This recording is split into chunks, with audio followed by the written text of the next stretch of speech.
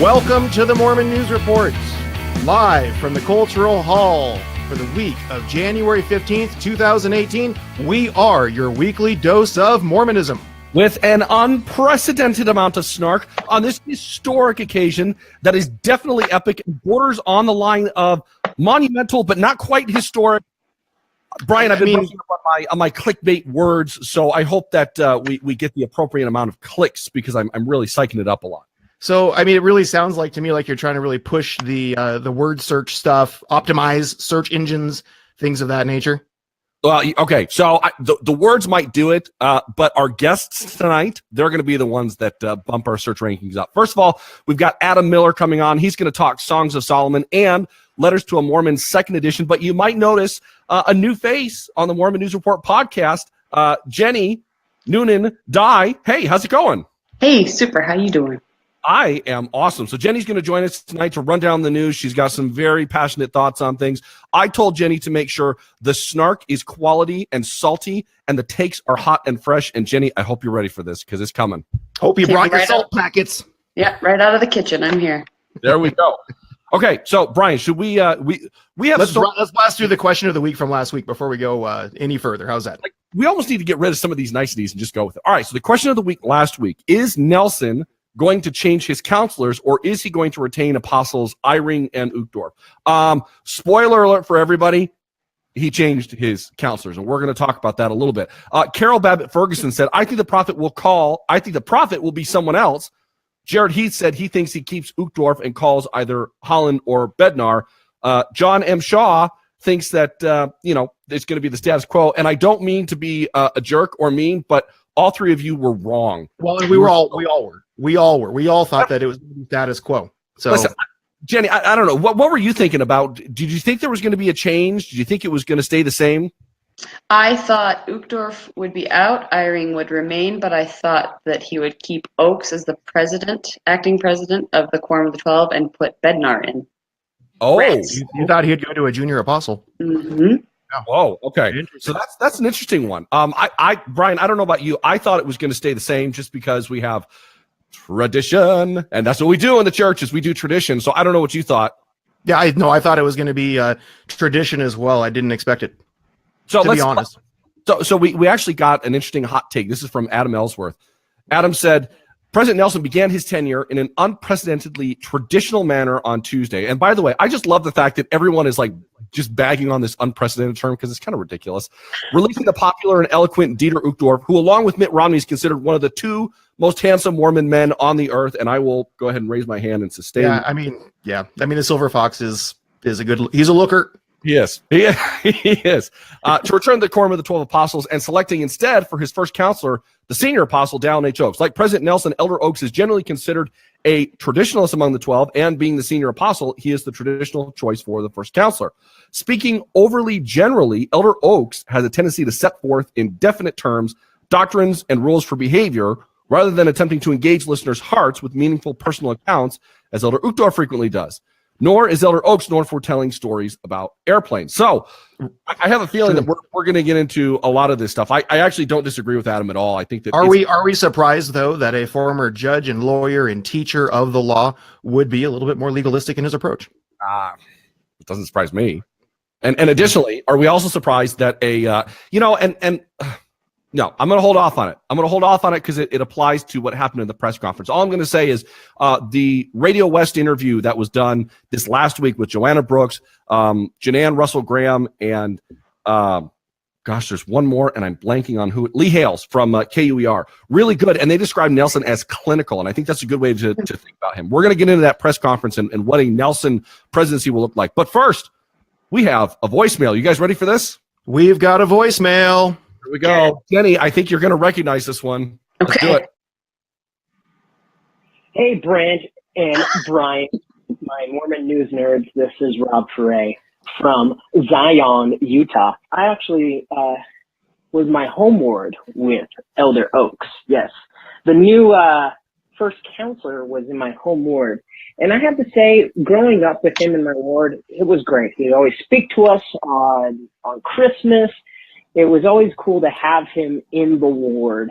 And he was there at my homecoming. I mean, he's one of those guys. really admire.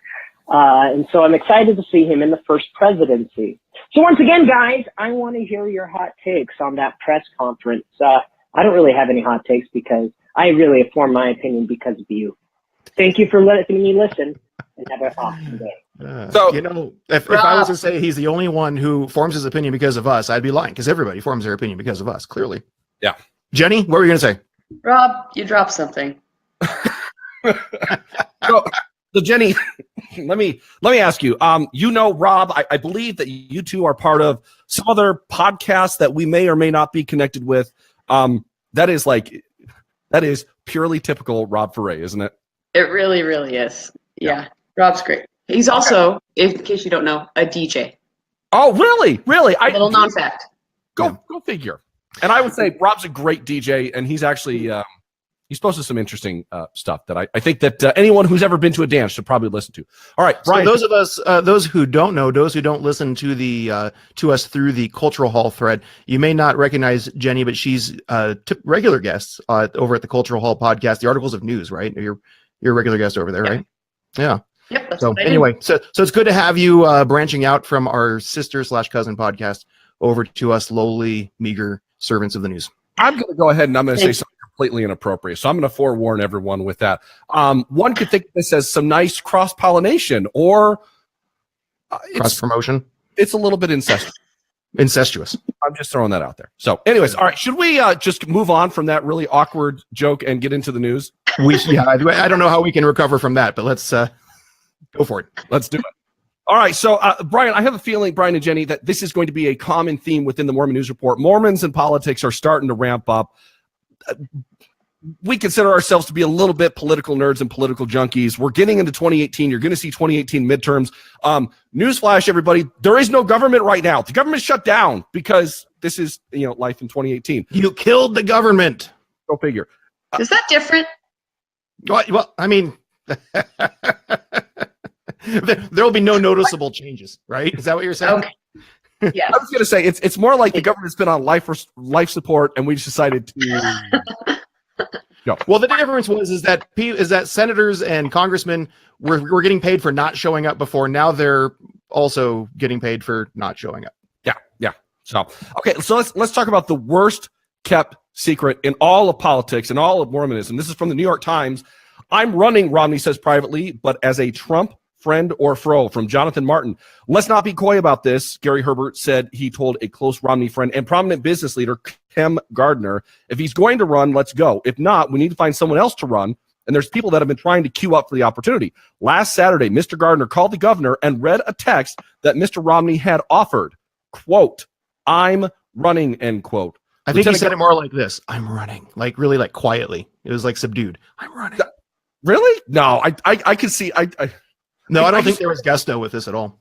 I don't see Romney as much. Do you think maybe he was panting like, I'm running? Yeah. Maybe he was actually on a jog. Is that what you're saying? Had nothing to do with politics. Exactly. He was on a jog. Somebody called him, clicked on his little ear mic, and was like, what do you want? I'm running. Yes.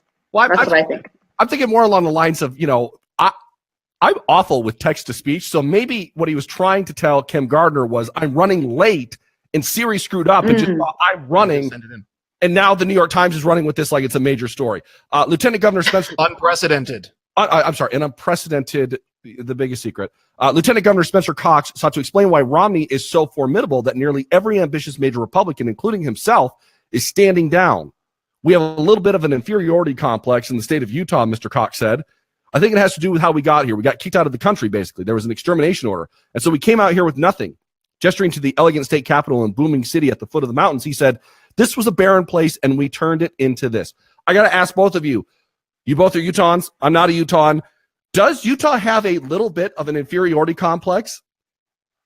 Jenny? She's pondering. I don't know. I have to pray about this. Oh, you have to pray about it. I think Jenny has too much of an inferiority complex to be able to answer this question. I think so. I don't know. I mean, so coming from Seattle, I grew up in Seattle, not in Utah. Coming from Seattle, I think that what I see in Utah is hey guys, we're cool too. Like, we're not all Mormons, and we've got high tech, and we're good. Like, we've got pretty trees and snow-capped mountains and stuff. We're cool like us. That's the sense that I get from Utah. So I think it's what you're going to get. We have everywhere. smog. We're just as good as LA. We have smog as thick as pea soup. Yeah, and you guys have bars. See, Like we're just 3. like everybody else. We have bars. Listen, I'm a Detroiter, all right, and I think this applies to any state or any city.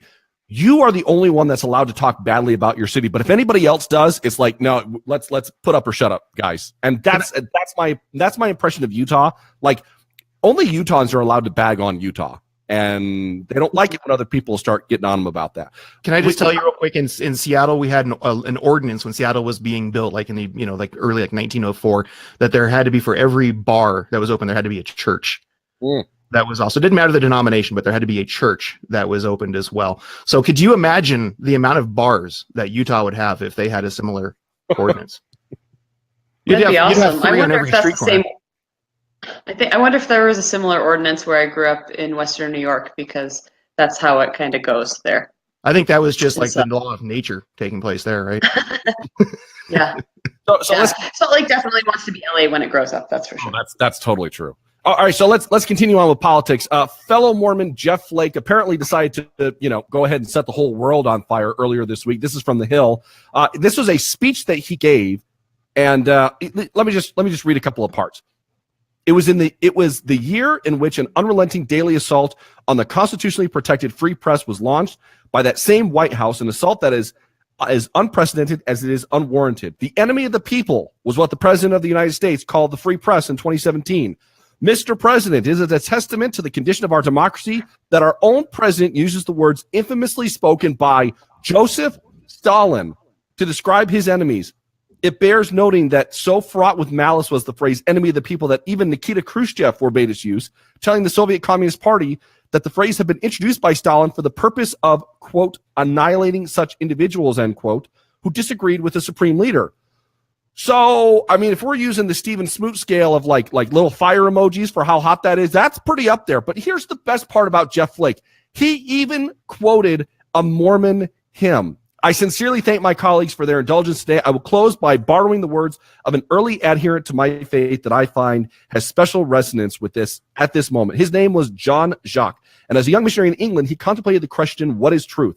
His search was expressed in poetry, and it ultimately in a hymn that I grew up with titled, "Oh, say what is truth?" It ends as follows, and he goes ahead and reads the rest of it and says, "Thank you, Mr. President. I yield the floor." Wow. So you know that he just grabbed like the hymnal or his gospel library app at the last minute there and just like looked through like song titles and stuff, right? And was like, I'm using that one. Yeah. So this is Brian. This is something that we keep going back to, which is Jeff Flake. Jeff Flake is doing some major stuff out there, but at the same time, you kind of have to go back to his voting record and say, you're saying one thing, you're doing another thing. I think it's something that people should take into consideration. But as of right now, something about sounding brass and tinkling cymbals, something like that. But as of right now, it's pretty. I don't know. He's making a name for himself. I still think Mitt Romney and Jeff Flake, you need to be watching out for them in both 2020 and 2024. And we could have a resurgence of the Mormon moment. Brian, I think the original Mormon moment, and Jenny, I think you were podcasting around the same time as the Mormon moment, or maybe not, but you've been around this for a while. Like, the Mormon moment took years off my life because of how much stuff was happening. I couldn't keep up with it, right? And listen, now that we're doing video, you guys can see my face. Like, I'm 34 years old and I look like I'm going on 50. All right. So I don't have that many years that can be taken off of my life, but I'm just sitting here saying, if we have this again, wow, it's going to get really intense. Okay. So let's go to the next story. LDS Church expanding suicide prevention website, from Tad Walsh at the Deseret News.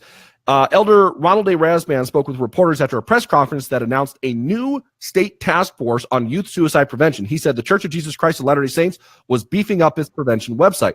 The website, which is, take note, everybody, preventingsuicide.lds.org, updated with new resources for those who need help with thoughts about suicide or who have made an attempt, those who are worried about someone they know, and those who have lost someone by suicide.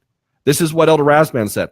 The church itself does not provide suicide prevention training, but the website includes multiple resources about how to talk with those in need, as well as links to other organizations that do so. So he's part of this 14-member Utah Suicide Task Force, which was named by Governor Gary Herbert. Elder Rasband said, youth suicides are at a crisis point. We want to do everything we possibly can. And I thought this was interesting. We have many parishes and churches, bishops, wonderful sisters that are all working on it, let alone moms and dads. And we want to just call all of these resources together to try and improve this horrific statistic that influences many of us in our families and extended families. So Brian and Jenny, you guys are really on the ground there in Utah, and youth suicide is something that we've been talking a lot about. The interesting thing, at least in the way that the Deseret News covered this, I've always heard that within Utah, a big connection with youth suicides is those who are connected to the LGBT community in some way. And that is a contributing factor. I thought it was interesting that the Deseret News left that out. But then again, I don't know if this task force even acknowledged that. So the question I have to the two of you, they are calling it a crisis point within the state of Utah. Is that what you're seeing? And what are your reactions hearing about this task force? Yeah. Jenny? Yeah, thanks. I agree that it is a crisis for sure. I have personal experience. Is this too touchy for snarky? With having spent time with a teenager who has been in the ER for suicidal ideation. It did not have anything to do with being affiliated with the LGBT community, but I think suicide in and of itself is rampant. I think that I really do find it interesting also that the connection with Utah, with the high numbers in Utah and with LGBT issues was not addressed. That being said, I think this is a really cool thing, a really important thing to have on the ground. Elder Rasband's presence there is key. And I mean, let's be honest, it definitely will be brought up very clearly, I'm sure, in the future. So why do you think his presence there is key? That's an interesting phrase to use. Because of Sundance is going on right now, and we've got the Believer documentary from Love Loud last year, and there is this conflict with the church saying, no, please, here's a resource, or I'm sorry, a representative from the church as part of this task force saying, here is a church website with resources for you. So on the one hand, you've got the church with an actual LDS.org site saying, here is some, we recognize that this is a problem. And then on the other hand, you've got people saying very specifically, hey, church, we need you to step up and specifically address these issues within this community that is contributing greatly to this problem. So I feel like this is sort of a first step, is just recognizing that it's at crisis point in Utah, and maybe they're not ready to go forward yet and announce, the connection with LGBT communities, but just saying that this is a crisis point, recognizing that there is a need for church official response for this, I think is the first step in trying to, I don't know, maybe putting some more machinery behind this that can make a real positive effect. Now, I know that those who have been hurt by church policies and who feel ostracized within their faith because they may be LGBT themselves or have friends or family members, for them it's pretty easy to fall back on, well, yeah, they should be doing something because they're causing it. And I get the perspective. And obviously we should all be doing something. We should all be looking for warning signs for those around us. But I am happy that they're starting with an official LDS.org, that they've got an official member, like you said, Jenny, of the quorum on this. Well, and to Jenny's point, I think that what that does, and my experience has been, Mormons don't take things seriously unless either the church says something or the church does something. And I'll go back to the Charlottesville, the Charlottesville. What was it? It wasn't a massacre. It was the incident in Charlottesville. I'll put it that way, right? We don't take it seriously unless the church says or does something, or unless one of our individuals is involved. And so that's where I think you put someone like Rasband on this, and all of a sudden, for many faithful Latter-day Saints, it's like, okay, this is something I should be paying attention to now because Elder Rasband's on there. I hate to say it, there's so many people out there that are like, well, I'm not going to listen to the statistics because there's lies, damn lies, and statistics, and you can manipulate it. But it's like now that Rasband's involved, okay, now we can take this seriously. So on the one hand, it's like, finally. On the other hand, it's like, guys, do we really have to wait until the church is involved to take it seriously and to see what's going on? So I'm glad. It's better than nothing. Show me what you got. That's what I want to see. What do we got coming next? And are we going to see one interesting thing that I didn't include in our little synopsis for this story is there's going to be resources for leaders who are encountering something like that. And I think that's another thing that needs to be taken seriously is we need to be training bishops and stake presidents a little bit better. If anything, to say, this is a little bit beyond my pay grade's not the right word because they're not getting paid. This is beyond my. We get you. It's out of my scope. Yeah. There you go. Okay, so let's go on. I will forewarn everyone, this is going to be a graphic story, and this is part of the Mormons behaving badly section, so you've been warned.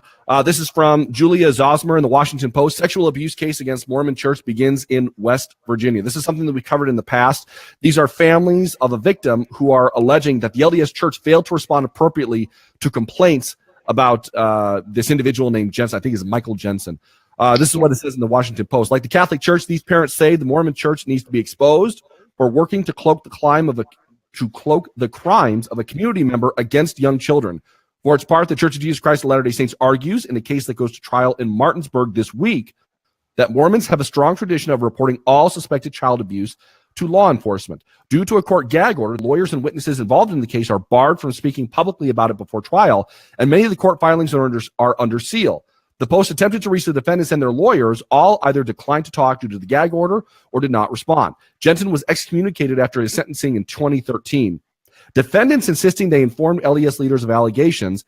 They said the church sharply contests the defendants insisted that they informed LDS leaders of the allegation. However, the defense for the church said the church sharply contests the allegations that leaders in the Martinsburg stake were aware of Jensen's crime for as long as 5 years and did not report the suspected abuse to police.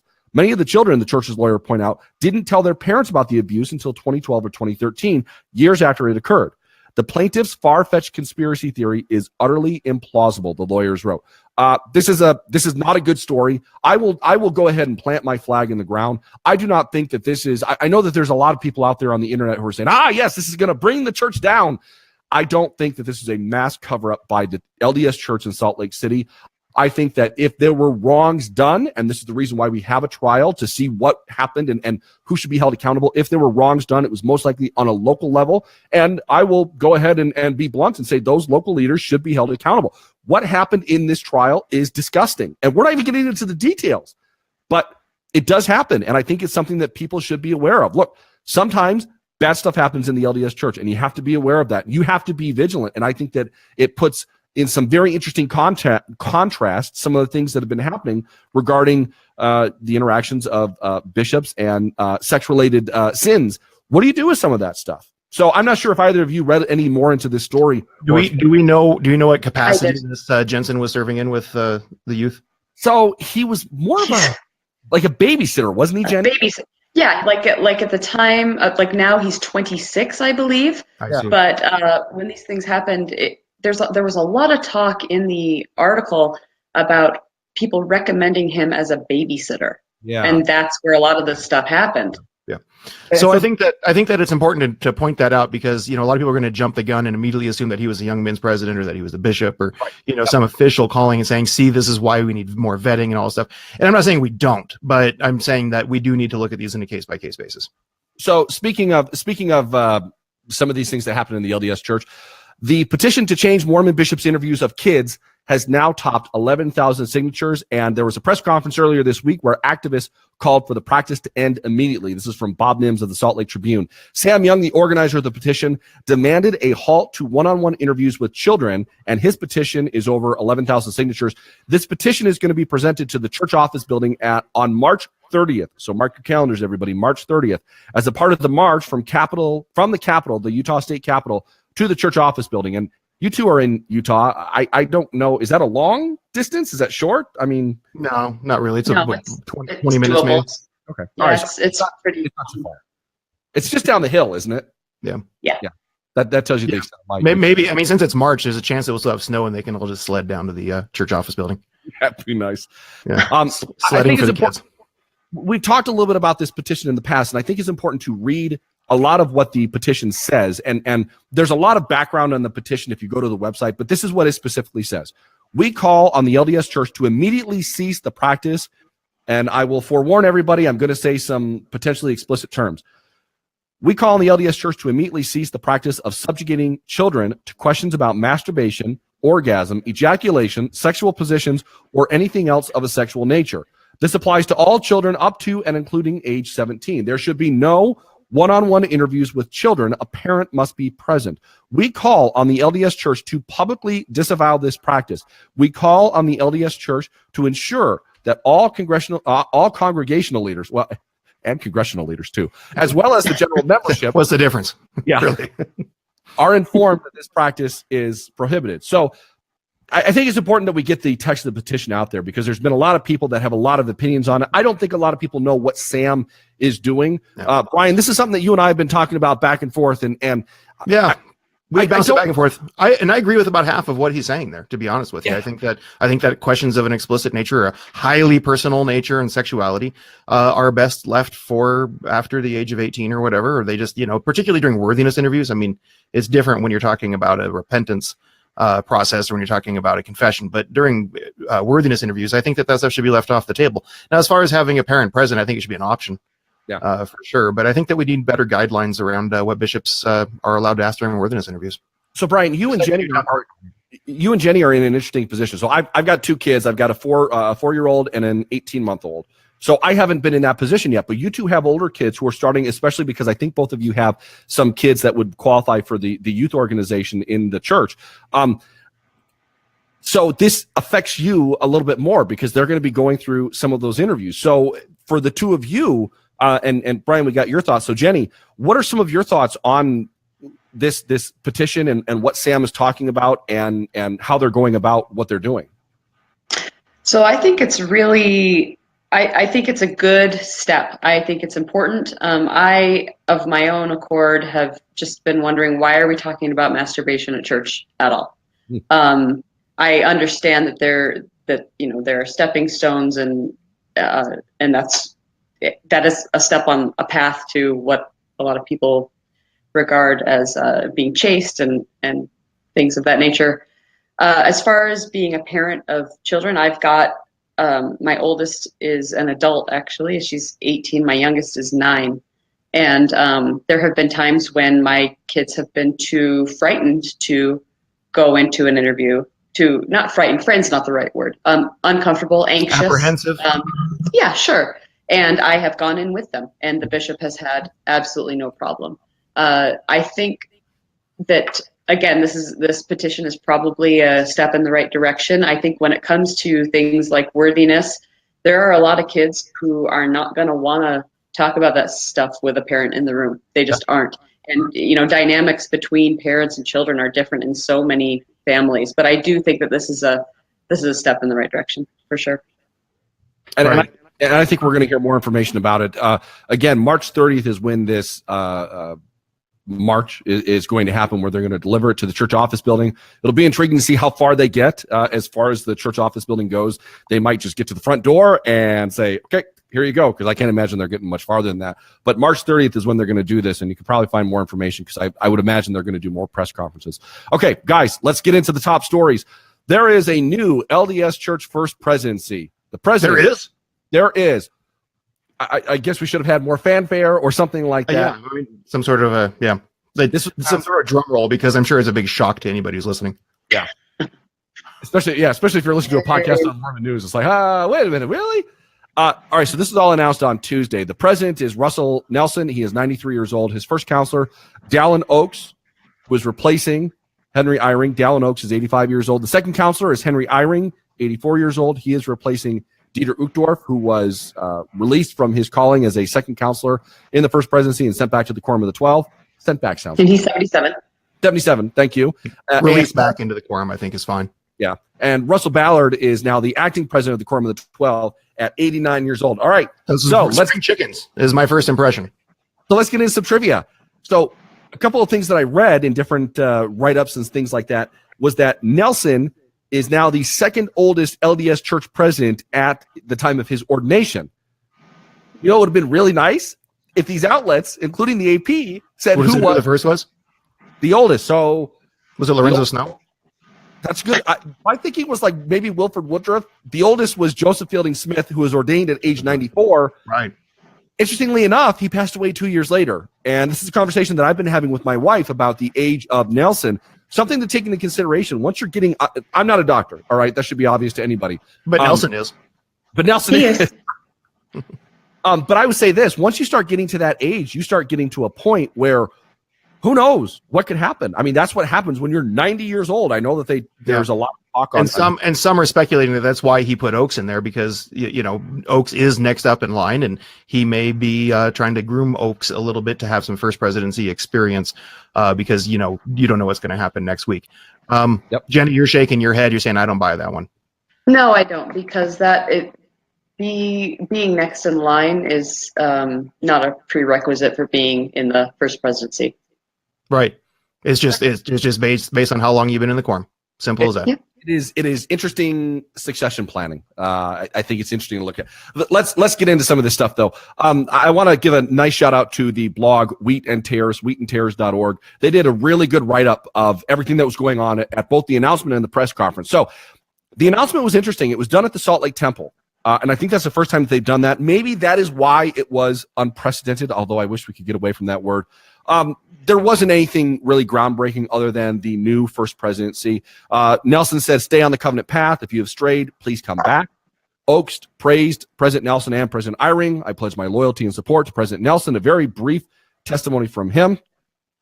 Eyring said, the Lord has prepared and chosen President Nelson to lead the growth of the church. This is the Lord's true church. And bears testimony that the keys that President Nelson holds were passed down from Joseph Smith. So like I said, not much there.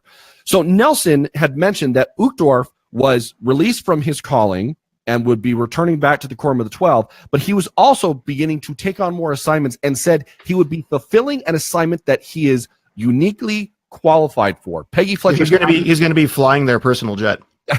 That's his new assignment. I mean, that's the easy joke there, right?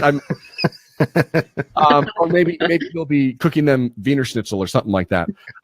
So in Peggy's write-up of this, she asked what his big assignment might be to Dieter Uchtdorf, and he smiled and said, big assignment, you'll see. Yeah, he's going to be the religion editor at the Salt Lake Tribune since Deseret has been buying it out. That's his big assignment. Sorry, Peggy. I love you, Peggy. I know your family. I know your grandparents. I love them all. Oh my gosh. All right, so since Brian is already teasing it, gotta talk about that press conference. I will say this. No, I was just saying that from my own perspective. I love you, Peggy. I love your family. I know, actually, I don't know your family, but I still love you. But here's the thing. That press conference I have ever seen. And yeah, it was strange. It's probably not fair to compare that press conference to like a sports press conference or a political press conference. But it felt like, oh gosh, this is where I'm going to get people mad at me. It felt like they wanted to play PR. They didn't really want to do it, but they wanted to act like they did it, and they wanted to go through the motions, but it was not that way at all. So when they introduced the press conference, Nelson, Oaks, and Eyring, they said some nice things. And let's get into some of the questions really quick. We're going to blaze through this because we've got Adam Miller waiting, and I want to make sure that we get some good time with him. Brady McCombs of the AP. First question that was asked from the Associated Press, how will you address LGBT issues? Nelson said, we know there are challenges with the commandments of God. This is a place for everyone to be with us in the Church of Jesus Christ of Latter-day Saints, which is a consistent message that I've heard from him probably within the last 6 months from the LDS Church, is that is how they are addressing LGBT issues. And they're talking about how we need to respect them, and we're asking for the same respect for our beliefs when it comes to that. But here was where things started getting really interesting. Nelson would say something, and he would say something fairly vague, and then Oaks was just sliding right in there going, hey, really quickly, commandments come from God, a plan. As leaders, we have a responsibility to teach love, but also the commandments. So it's almost like they were like tag teaming each other. Like I kept waiting to see like something like that happen where they would like tag in and do that. Tagging in Oaks. I like that. Yeah. So there was a question via reporter in Mexico. What are the church's challenges for the troubled place like Mexico? Nelson said our hearts go out to them. They've had some problems with natural disasters. Oaks said that we have many leaders who have served in Mexico and speak Spanish. And Eyring said, my father was born in Mexico. Latter-day Saints love their neighbors. And he was referencing the helping hands, which was, okay, that was a weird one. Let's get to the one that everybody wants to hear from. Oh, man. Fletcher Stack from Salt Lake. Peggy Fletcher Stack. She is my Patronus. She's the best. And I will say this. Let me read Peggy's question. LDS leadership is still white, male, and American. What will you do to bring women, people of color, and international members into decision-making in the LDS Church? And I will say this. I give Peggy all the credit in the world because that is a bold question to ask, especially to that group and especially in that area. And that's the thing with Peggy. But here's the deal: it shouldn't be a bold question to that's ask. the crazy thing, right? I mean, it's not that difficult of a question, really, when you look at it. It's a pretty straightforward question. What are you going to do for women and people of color in the church? That's not like you're not asking them to solve an equation. So here's what Nelson said.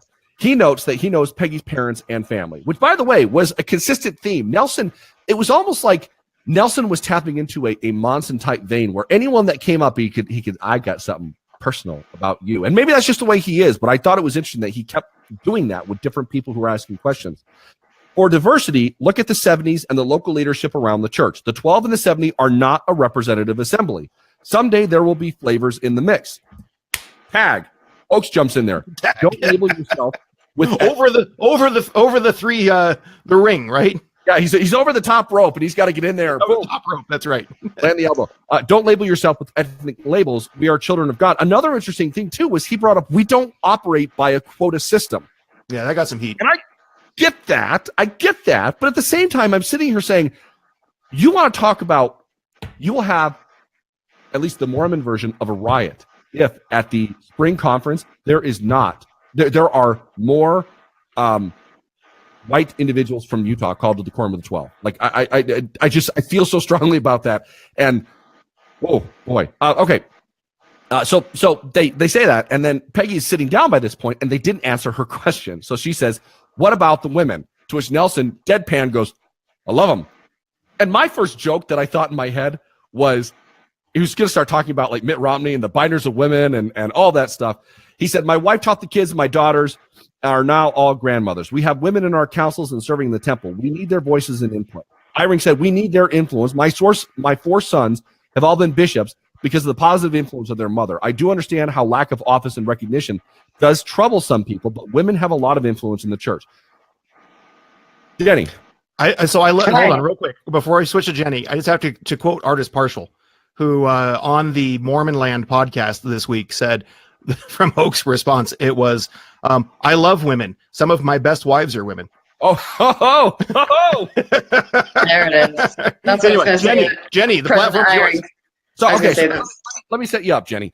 Okay. We're 2 dudes, right? And even for Brian and I'm gonna speak for Brian, but I know where he stands on this. That was one of those things where we were like, "Oh gosh, that is not a good answer." But I'm also not a woman. So as a woman, as you're listening to this interaction that was happening, what were some of your thoughts and feelings? I was so hopeful for this question. I wasn't watching it. I was listening to it as I was driving down to Utah County that morning. And, I want this answer to change. I was so glad to hear because I'm guessing, like you said, she had already sat down. And so what about the women came from a sound that was far away from the microphone.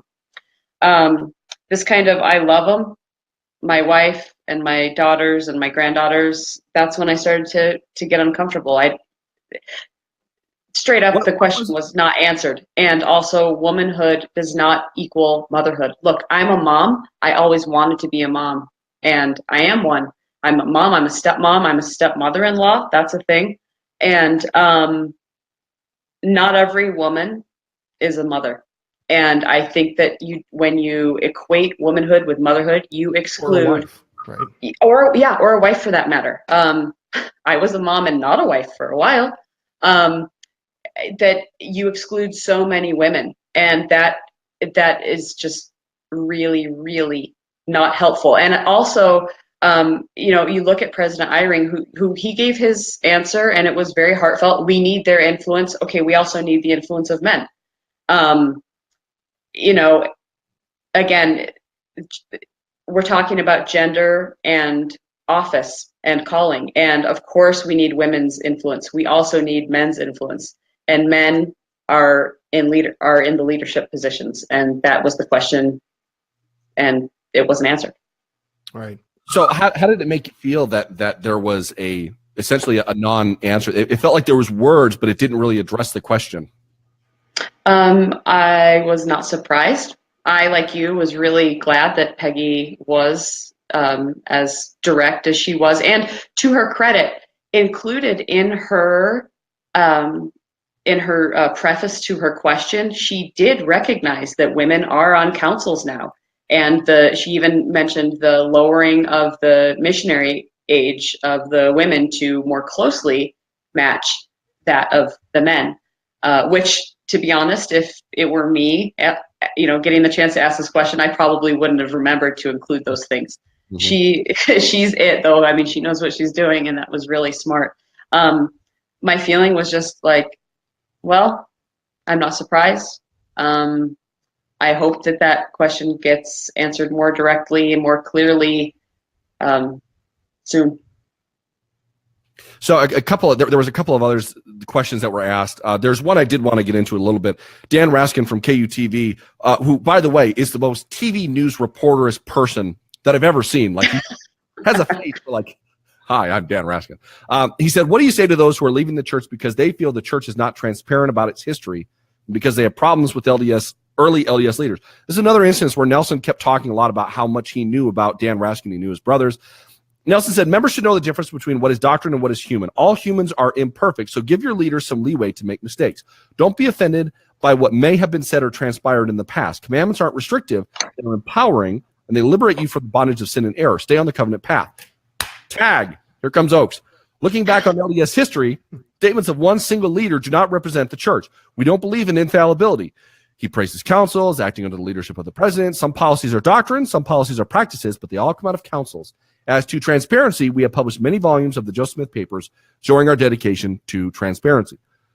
So it's an answer, but it's an interesting answer, but it addresses some of it. And I think the problem is this. It's really tough to get really substantial qualitative answers in a very quick press conference like this. At the same time, I think this is probably going to be the only press conference that they do. And I don't know, is it so bad of me to want a little bit more from your church leaders? I'm interested to hear what Adam Miller has to say about transparency in the church right now, too. I am too. So really quickly, Senator Orrin Hatch said that President Nelson is a great friend and a powerful force for good in this world. We'll include the quote from him in our show notes. A couple of some context for this new First Presidency. Each member of the First Presidency now has a PhD or a JD, which is interesting. It's a very learned First Presidency. Matthew Bowman wrote a great piece in the Washington Post titled "The Mormon Church Has Appointed Its Next President. Here's what to expect." Matthew is a fellow Mormon. However, Matthew does such a great job of writing about Mormonism for a non-Mormon audience. And the fact that this is in the Washington Post, a lot of people should read it because his Mormon People book, I don't care if you've been a Mormon for pioneer stock going back to Joseph Smith. Like, you need to read the Mormon People. It's that good. So here's the interesting thing. Let's get back to Peggy's question real quick. So one of the things that Nelson said was, in the Doctrine and Covenants, there's a verse that says, before the foundation of the world, women were created to bear and care for the sons and daughters of God, and in doing so, they glorify God. So a lot of people were like, where is that? That's interesting.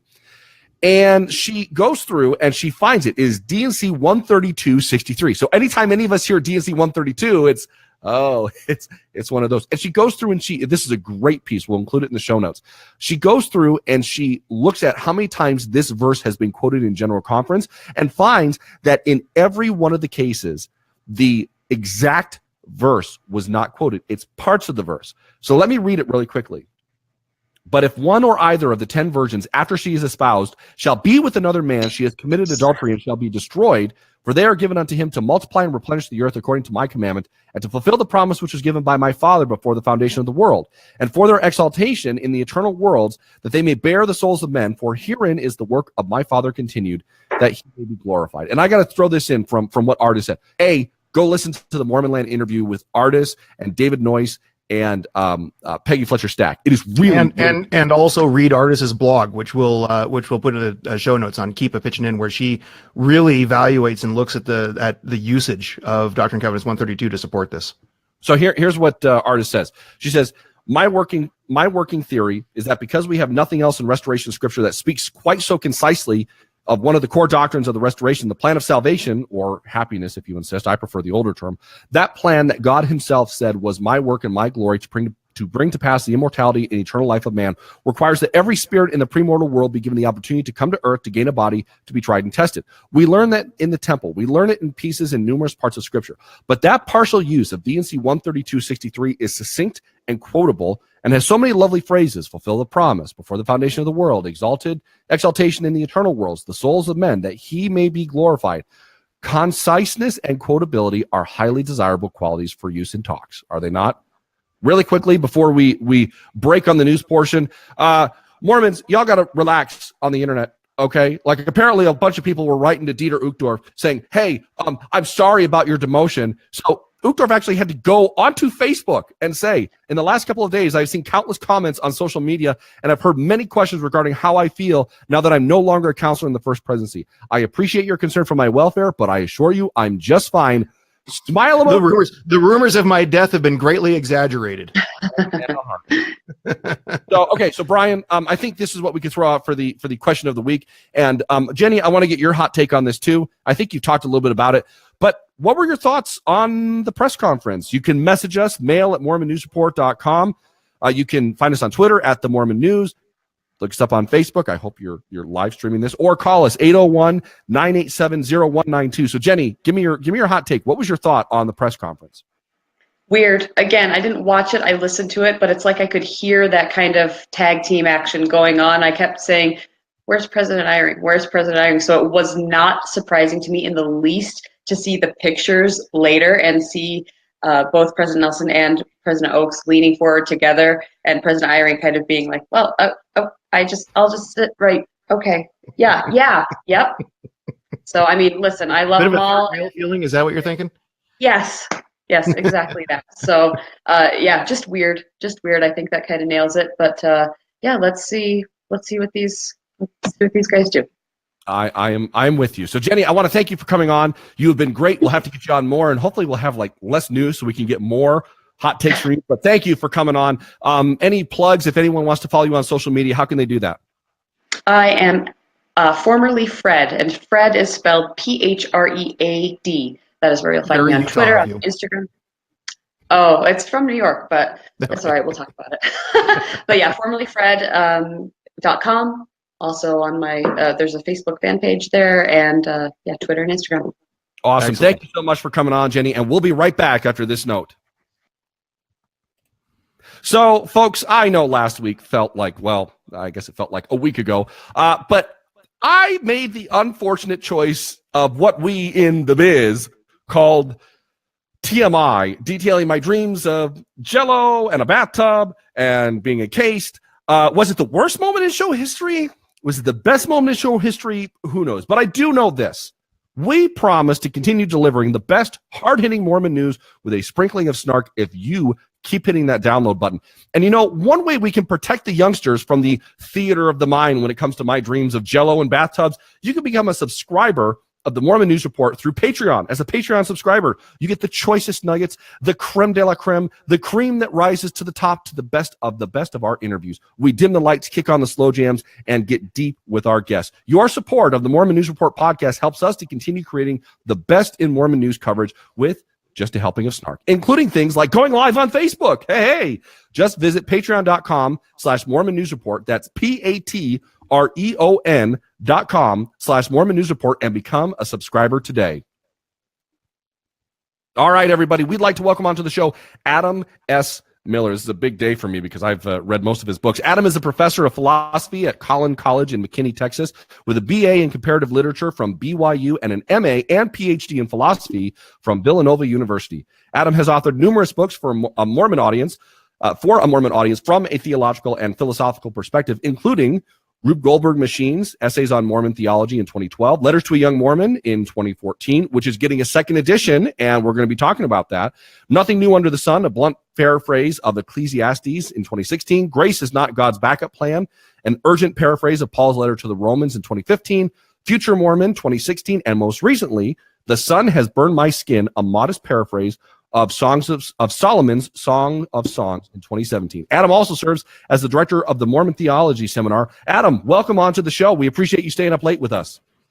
My pleasure. Thanks for having me. So let's talk first about the sun has burned my skin, a modest paraphrase of Solomon's Song of Songs. So Brian is showing the books to everyone. I'm trying. You know what I'm gonna do? I'm just gonna do a full screen on me for a second here, so everybody. Yeah, exactly. Didn't do anything. Hold on. There we are. So these are the two books that we're going to be discussing. I should do it without having my hand covering the title there. Letters to a Young Mormon, second edition, and The Sun Has Burned My Skin, which is a paraphrase of Solomon, right? So, okay, so let's talk first about The Sun Has Burned My Skin. So Mormons have this interesting relationship with the book, the Songs of Solomon. I'm sure, Adam, this is no surprise to you, but in the Joseph Smith translation of the Old Testament, he wrote, "The Songs of Solomon are not inspired writings." And Bruce R. McConkie, who I don't think anyone would doubt that he was very blunt and authoritative in the things that he said, gave a 1984 talk at BYU titled "The Bible, a Sealed Book," and said, "Proverbs, Ecclesiastes, and Lamentations are interesting books. Job is for people who like the book of Job, and the Song of Solomon's is biblical trash. It is not inspired writing." Yet you wrote a, quote, modest paraphrase of this book. So with all that strong and blunt, especially in the Bruce R. McConkie way, language that we hear about that book, why on earth should Mormons pay attention to it? That's a good question. Elder McConkie was never shy about having or stating his opinions. I respect his willingness to have opinions, but I don't always feel like I have to agree with them. Is it fair to say that this was a modestly inspired paraphrasing of Solomon? It's inspired by my interest in the subject matter, for sure. The Song of Songs, right? The Song of Solomon, it's gorgeous and it's unique in biblical literature. It's the only book in the Bible that may have been written by a woman. That's a fascinating take. Yeah, it's basically a collection of ancient Hebrew love songs that aren't shy about talking about the centrality of sex to the experience of human love. It may also be the most commented upon book in the entire Bible, because the whole of the Christian tradition has spent the last 2,000 years trying to explain away what's going on in the Song of Songs to say that it's not really about what it is obviously about. You think that that's one of the reasons why some people maybe get, at least in the LDS tradition, get a little uncomfortable with it, because it is such a different way of approaching biblical literature? Yeah, it's very different. It's a little bit like Ecclesiastes in that respect, right? It has a very different ring, a very different tone to it than a lot of the rest of the Hebrew Bible. But I think if there's a people in the world who are in the position to understand and appreciate the potential centrality of human intimacy to religious experience, it ought to be us. It ought to be Mormons who have said that relationship between men and women is at the heart of our relationship with God. So in the introduction, you kind of frankly say Solomon's Song of Songs is canonized erotica. It is scripture about sex, but it's also about love. And like we were talking about, I think many Latter-day Saints get really uncomfortable when you start mixing religion and sex, unless we're talking about how you shouldn't be doing it, or you'd only be doing it at certain times or in certain places. But I think it's a really interesting way to kind of expand our own religious experience. So what can be learned about this intersection of canonized erotica and, as you, which is how you phrased it, and our relationship with the divine? Well, I think for most of us, most of the time, the most direct access we have to the divine is in our relationships with other people, and especially the people who are closest to us, which is something that Mormonism is constantly reminding us about, right? That it's in your family, it's in your relationship with your spouse, with your children, with your parents. That's kind of ground zero for our own exposure to the divine, to an experience of God.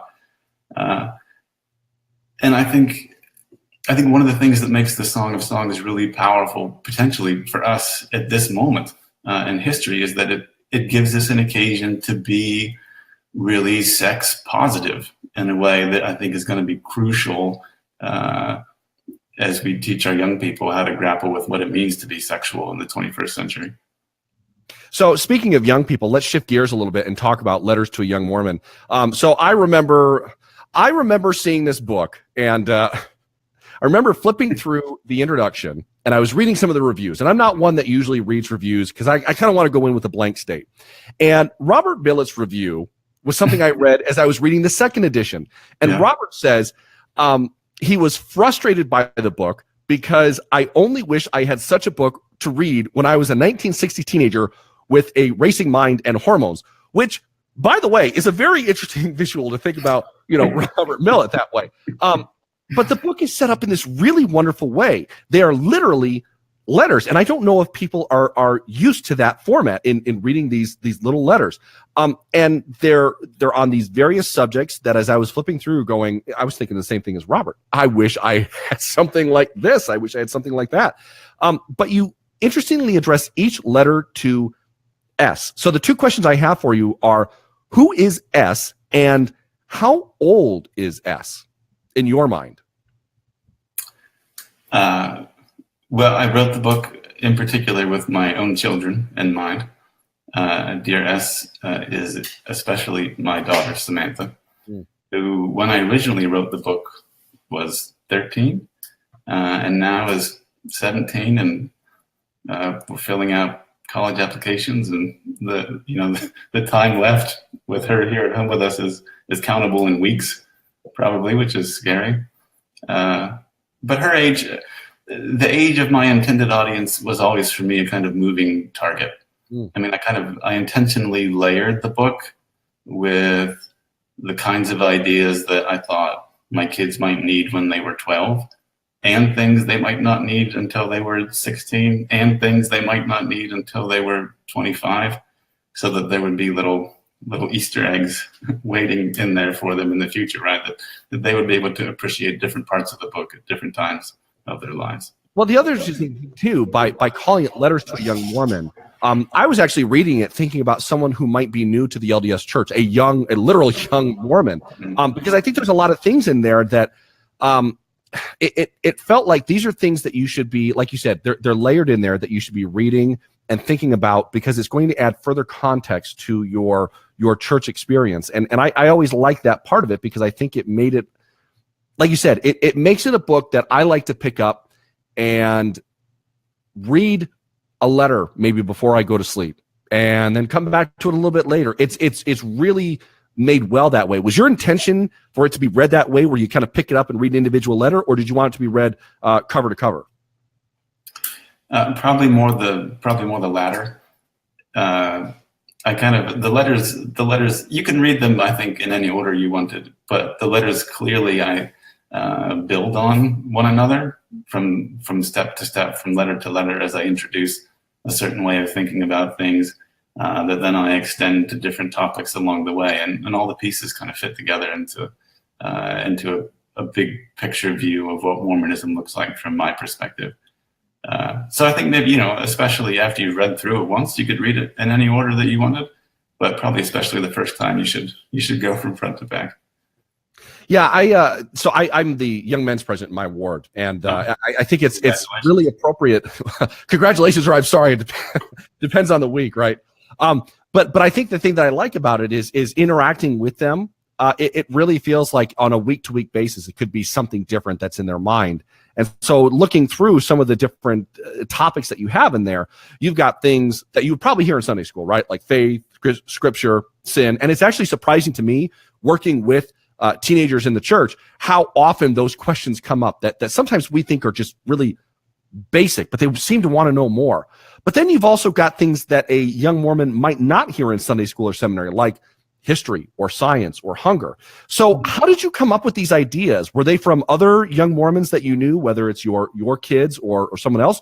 Or were these something maybe that a young Adam Miller wishes that he had when he was younger? Yeah, more like that, probably. I mean, when I wrote the book, I was looking to find a way to distill a lot of the things that you, as a parent, want to say to your kids, but never really have a chance to say to them, or if the occasion does arise, you totally botch it and don't say it the way that you wanted to say it. And so I was looking for a chance, to gather these things up and have a chance to put myself on the record as clearly as I could, the way that I wanted to be on the record. And that was kind of the things that made it into the book were the short list of topics that I wanted to be sure that my kids had a clear idea of what I thought about them. So let me ask you, what was your kid's response to the book, specifically your daughter? Did she give you any feedback? Is that maybe why we've got a second edition? Because she said, Dad, there's a couple things I wish you would change a little bit in here. All the kids have a copy. I know for sure that my oldest, my daughter, has read it, but I haven't pushed it. I've just kind of let it be a thing for them to have and to keep and to use it as they would without me, constantly bugging them or asking for feedback. There aren't very many changes in the second edition. There are 2 new letters, but the impetus for the second edition was the chance to publish with Deseret Book. That was the impetus. Which I think the first one was through Maxwell, wasn't it? Yeah, and now the second edition is co-published with Maxwell and Deseret. Gotcha. Hey, if you can open that door to Deseret Book, you open it and you run right through it and you just go, right? That was my plan, yeah. So I want to. There's something in your book that seems to have a lot of relevance with what's going on right now, specifically with what happened in the press conference that the LDS Church had when they announced President Nelson as the new president. So Dan Raskin from KUTV asked the question, what do you say to those who are leaving the church because they feel the church is not transparent about its history and because they have problems with early LDS leaders, which is a subject that I think a lot of people are thinking about. Interestingly enough, your book actually has a section on history in the LDS Church, and I want to read you a couple of parts and ask you a couple of questions. Sure, I love when people read my stuff to me. Yeah, I mean it's No, I do like it actually. So you say it's a false dilemma to claim that either God works through practically flawless people or God doesn't work at all. The gospel isn't a celebration of God's power to work with flawless people. The gospel is a celebration of God's willingness to work today in our world, in our lives, with people who clearly aren't. To demand that church leaders, past and present, show us only a mask of angelic pseudo-perfection is to deny the gospel's most basic claim, that God's grace works through our weakness. We need prophets, not idols. Our prophets and leaders will not turn out to be who you want them to be. They are not, in fact, even what God might want them to be, but they are real, and God really can, nonetheless, work through their imperfections to extend his perfect love. And you call this good news. And I thought that was really interesting. And it reminded me of a quote that I read from George Q. Cannon, and he wrote this down. This is something that Lorenzo Snow said. He said, I can fellowship the president of the church if he does not know everything I know. I saw the imperfections in Joseph Smith. I thank God that he will put upon a man who had those imperfections the power and authority he placed upon him. For I knew that I myself had weaknesses. And I thought there was a chance for me. I thank God that I saw these imperfections. Joanna Brooks has said that Catholics like to say the Pope is infallible, but don't believe it. Mormons say the Pope is fallible, but we don't believe it. And so I'm putting all those together, and I just keep asking myself, why is it so difficult for us as Latter-day Saints to view our leaders as mortals with imperfection that God works through? Well, as you point out, I think the issue here has to do with the nature of the good news itself, in the most basic sense of the gospel of Jesus Christ as the good news that it's possible for us to be saved as a result of Christ's atoning sacrifice. It's possible for us to be saved by God's grace. That good news can be hard to accept. It can be hard to accept when we're looking at other people, and it can often be hard to accept even when we're looking at ourselves. I think part of what has to happen is that we have to be willing to accept the good news and recognize that involves allowing for God working with and through us as we are, even if we aren't what we would want to be or what God would want us to be. Yeah, that's really interesting. I've got a phrase that is probably not the nicest phrase, but it's something that I've had to remind myself is and this is horrible to say it in the context of LDS church leaders, but the phrase that I've always used is you kind of have to kill your heroes a little bit. And I say that because we have to be comfortable with recognizing all these people as mortal men. And I think sometimes within the church, we want to highlight the good work that some of these men have done. But as I've researched and read and thought about a lot of things that have occurred within LDS church history, I've actually found that it's even more inspiring to see the times that it didn't work, because it's one of those things for me where it's like, okay, so they did have mistakes and they learned from those mistakes. And if God can do work with people as imperfect as them and still do great things with them, at least with, like a dingbat like me, he might be able to do something with me. But it's something that I sometimes worry that in our efforts to acknowledge the good that happens, we sometimes maybe do it a little bit of damage to people who are only used to reading hagiographies and almost canonized versions of these individuals' lives and not see the day-to-day that happens. Yeah, I think there's something really important about us cultivating a willingness to let our leaders not just talk about the gospel of Jesus Christ, but be a part of it and exemplify it. Right? If I demand that the prophets and apostles only ever present to me the face of a kind of sterilized perfection from a distance, then I rob them of a lot of the power of the message that they're trying to convey. I might let them talk to me about what Jesus could do for me, but I rob them of the opportunity to show me what it looks like to have Christ at work in a life that is messy and incomplete. I think that's great. I love that phrase, a life that is messy and incomplete. I think that's awesome.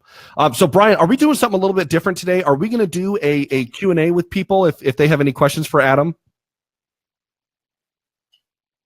Brian's even still there. This is the wonder of doing everything live, is I never know.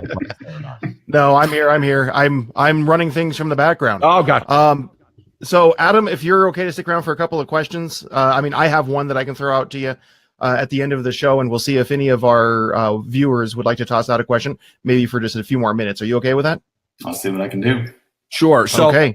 So let's do this. We'll Brian, I think we said we're going to throw this on the Patreon feed, right? For those elite listeners who have decided to graciously gift us with a donation. Is that right? That's a lot of people, I assume. Yeah. There's dozens. There are dozens of them. So you can find Adam Miller's "The Sun Has Burned My Skin," a modest paraphrase of Solomon's Song of Songs, through BCC Press, and Letters to a Young Mormon, 2nd edition, through Deseret Book, Amazon, or the BYU bookstore. So thank you, Adam, for coming on, and we will be right back with more questions from our Patreon feed. Okay, so Adam, hang out with us in the green room, and we'll bring him right back on in a moment. In the meantime, talking about books, talking about excellent publications, Greg Koford Books, which is one of the publishers, one of the many fine publishers that Adam Miller has also published with, is an independent publisher that specializes in Mormon history, theology, philosophy, scripture, and other genres. Greg Koford Books has won more awards than any other independent book publisher in Mormon studies, and Greg Koford Books is pleased to offer a 15% discount to all Mormon News Report listeners from their website. That's a steeper discount than even Adam Miller gets on his own books, I believe. Just go to gregkoford.com and enter the word news report, that's all one word and in all capital letters, into the discount code checkbox at checkout and get your 15% off. Just a heads up, orders over $50 qualify for free shipping domestically, and local area customers in the Wasatch Front area are welcome to stop by the office in Sandy to pick up their order. The next scheduled release is Whom Say Ye That I Am? Lessons from the Jesus of Nazareth by James and Judith McConkie. This book looks at the historical Jesus in his social and cultural setting and contrasts his interactions with individuals and institutions. For Latter-day Saints, this is a look at the life of Jesus in a way that's rarely discussed in Sunday school. Whom Say Ye That I Am is now available for pre-order. You can get your 15% off discount on that as well. Just visit gregkoford.com. That's gregkofford.com and enter news report, all one word, all capital letters, at checkout. And welcome back, everyone. Thank you, Patreons, for sticking around. We do appreciate your donations. You know what time it is. We dim the lights, we kick on the slow jams, and we go deep. Before we do any of that, Brandt, should we do our moment of history and close our show? Oh, that's right. Yeah, we're going to do that. Okay, let's do that. And now for your moment in history, courtesy of today in MormonHistory.com. 65 years ago this week, on January 18th, 1953, Ezra Taft Benson was deeply disappointed when President Eisenhower chose not to begin the cabinet's meeting again with prayer. Had he done something wrong, Benson wondered? That evening, he broke down and wept aloud in his small apartment. You can find that from an article from Gary Bergera in Dialogue. Brian, I don't know about you. I'm seeing President Benson. At this point, he wasn't president; he was Apostle Benson in his hotel room, renting his garments and throwing ashes upon himself because the state was clearly breaking its covenant with God. So the big question: who cried more in his time in politics, Ezra Taft Benson or John Boehner? Or it could be a pretty even ranking. So. Oh my goodness. The next time you go to city council or any type of council and they do not begin with a prayer, I expect to see, like Brian said, wailing and wailing and gnashing of teeth. And folks, that is our show. This show is brought to you by the Cultural Hall Podcast. Be sure to check out the rest of the shows that they have available at theculturalhall.com. If you want to hear more of Rob Ferry from Zion, Utah, you can find him there. You can find more of Jenny over on the Cultural Hall. She is a commenter on articles of news, and they've got some good stuff. So keep an eye out for them. And just to give you an update on our iTunes reviews. So we had a goal of 20 reviews. We hit it. We hit it this week. We have 20 reviews on iTunes now. So thank you so much. That was 5 reviews that came in this week. I said that I was going to bring the Jell-O boxes that I have purchased for Brandt because I told you guys that for every review that we get, I'm going to buy a box of Jell-O for Brandt to fulfill his ultimate dream of bathing in a tub full of Jell-O. And I did indeed buy 5 boxes, but I forgot to bring them for the show tonight. So you're gonna have to believe me, and I'm gonna have to show you again to prove it next week. So I'm not gonna harass you guys for reviews anymore. We've hit the 20 mark. That's what we were hoping for. We really appreciate it. However, it's not over, because now we've got the Jell-O campaign, or as I like to call it, Dream Jell-O. So once again, for every review that you post on iTunes, I'm buying a box of Jell-O for our host Brandt Malone. And eventually we will see him bathing in Jell-O. So please participate by posting a quick review on iTunes. It doesn't have to be long, just a sentence or two. And give us a star rating. And you know that your review is going towards an extremely, extremely worthy cause. Something like that. Finally, we want to thank our Patreon supporters, 15 patrons right now. And we'd like to see that number grow because, we do have ambitions for the show, but we need your support to help us out. Just visit patreon.com/Mormon News Report. We will be putting that link in the show notes. Just $1, guys. $1 per month gets you into our extended sessions. Sometimes it's further commentary. Sometimes it's further guest reviews. Tonight, hopefully a little bit of Q&A. It's good stuff. And it also gives you a little URL feed that you can add to your podcast app so that you get both the regular show and the extended session in the same feed. And it's super easy to use. So please hop onto patreon.com/Mormon News Report and give us your hard-earned $1 per month. We appreciate it. As always, if you'd like to reach us directly, you can email us, mail@mormonnewsreport.com. If you want to leave us a voicemail, maybe get your voicemail played on air like Rob from Zion, Utah, 801-987-0192. If it makes it easier for you, you can text that number. Maybe I'll text you back. I don't know. Depends on if it's good. If your take is hot enough, in your voicemail, we'll play it on the air next week. We'll be back next week with more news, commentary, and interviews with just a sprinkling of snark. Until then, we'll talk to you again after a while.